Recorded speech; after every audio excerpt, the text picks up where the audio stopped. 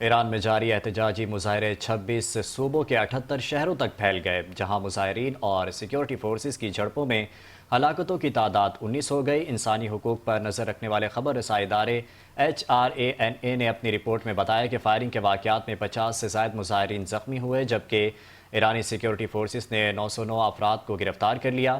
HRANA کے مطابق احتجاجی مظاہرے سخت سیکیورٹی اقدامات اور پولیس و دیگر سیکیورٹی اداروں کی اضافی تعیناتی کے باوجود مسلسل پھیل رہے ہیں۔ رپورٹ میں بتایا گیا کہ ایران میں جاری احتجاجی مظاہرے 9ویں روز میں داخل ہو گئے ہیں، جبکہ جامعات کے طلبہ بھی احتجاجی سرگرمیوں میں بھرپور حصہ لے رہے ہیں۔ HRANA کا کہنا ہے کہ مظاہروں کو کم کرنے کے لیے پولیس اور سیکیورٹی فورسز نے فائرنگ، آنسو گیس کا استعمال اور بڑے پیمانے پر گرفتاریاں کی ہیں تاکہ احتجاج کے دائرہ کار کو مزید پھیلنے سے روکا جا سکے۔